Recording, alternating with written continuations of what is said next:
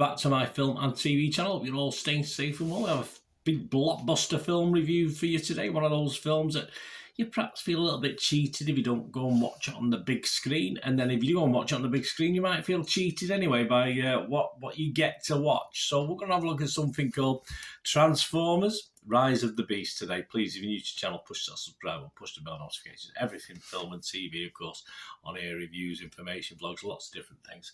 If you give us a like, guys, I'm hovering around 6 to 8. That's, obviously my football ones get about 30 plus at times, but yeah, I have done better. So if you can help me out by just pressing that little thumbs up button for these film reviews, it'll make it worthwhile for me and make me feel wonderful, and I'd be most appreciative of it.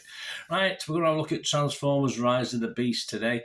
Science fiction action film, of course, based on the old Hasbro Transformers storyline. Yes, quite big when my kids were little. I had the original Transformers cartoon film on video. I don't know what it was called, but it's the very first one that ever came out, and I must have watched it 50, 60, I don't know, probably 100 times, I'm not too sure, and I enjoyed it. I certainly did. You watch with your kids, I think you do, don't you?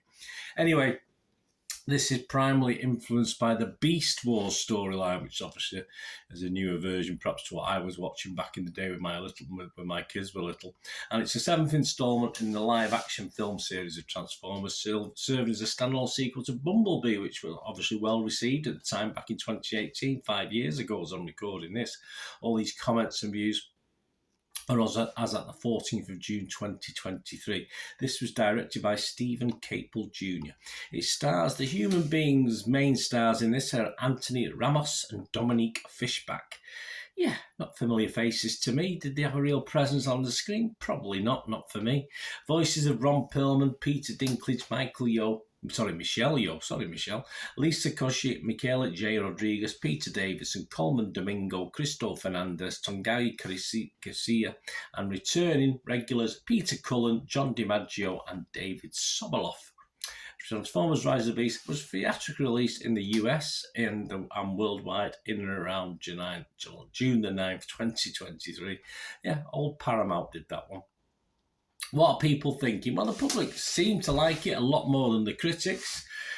Something that's, this happens a lot, doesn't it? As you know, 91% of the public are positive with this, on a score of 4.5 out of 5 based on Rotten Tomatoes. So they like it. They're people. Internet Movie Database, the other one we look at, 6.6 out of 10 based on 16,000 reviews. So it might drop a little, but that's pretty good. Metacritic, the other site we look at for critics, their users, 6.4 out of 10. So all very positive, ranging from 6.4 to, well, the equivalent of 9 out of 10 if you look at Rotten Tomatoes. What about the critics? Well, as I said, not as impressed, certainly not as impressed. Rotten Tomatoes, just 52% positivity. That's based on 173 critics. And it comes out with a disappointing rating of 5.1 out of 10. That's 90 fresh and 83 rotten. So at least it's slightly more favourable for the fresh. Christy Lamaya from RogerEbbett.com was happy. She was happy with this one. She said, it's still a movie about giant space robots talking trash and smashing into each other, but Transformers Rise of the Beast is better than most offerings in the franchise. For me, a little bit more of the same, but I agree with that on the basis that some of the others perhaps weren't very good. But it's been a while since I've watched one of these, so it just about put past muster a little bit on watchability. Dan Jolin from Empire magazine, he wasn't so happy on this one. He said, don't even get us started on its flagrant and clumsy attempt to set up a Hasbro cinematic universe.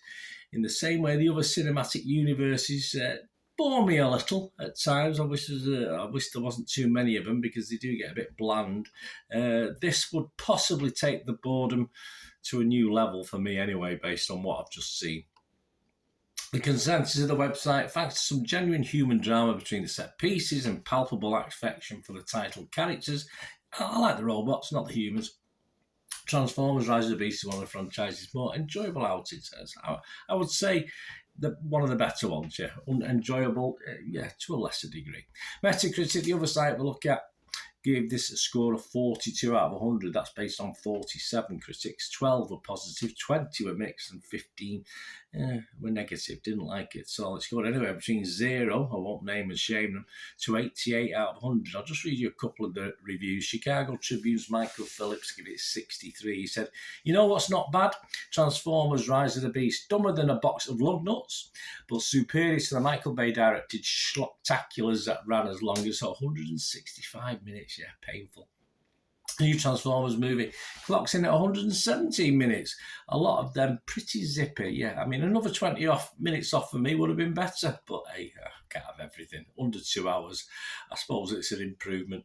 New York Post Johnny Olakinski only scored it 25 out of 100. He said, "The 7th movie in the franchise, Transformers Rise of the Beast, is a predictable return to rock'em sock'em stupidity with nothing to add except Michelle Yeoh as a talking aluminium Falcon." Well, what more could we ask? But I did prefer the gorilla. Right, my little thoughts before we go on this one. If it was Rotten Tomatoes, I've only got fresh and rotten, so I'd have to go fresh, but begrudgingly. If it was Metacritic, I'd have to be mixed on this film. And if you said to me, for Internet Movie Database, which you do get asked, what's your score out of 10? I'm going to give it a 5.5, just below my magical or breakthrough score of 6 out of 10, but I've got to give this 5.5 out of 10 on the basis that it didn't, as I say, it wasn't 3 hours. That's a positive. It was under 2 hours. That's a positive. The human characters for me lacked any real character. Pretty bland. The robot humour is the same old as you get. The plot just more of the same, of course it is. There's no real big bells and whistles with this. The action, bright. I thought it was passable. I thought it was done okay. Not the worst in the franchise of the 7, in fairness, but please end it, and all this G.I. Joe nonsense we got to see at the end of it, which you'll understand if you watch the film. Just end it there. I can't envisage, unless they come up with something superior as far as storylines are concerned, this lasting too long. So for me, if it ended now, I'd be quite happy to end it there and go back and find that old one I used to watch when my kids were little, and probably enjoy that a lot more. Anyway, let me know what you think, guys. It'd be great to hear from you. Till we meet again, and that's one thing, don't I? Please stay safe, everyone. Bye for now.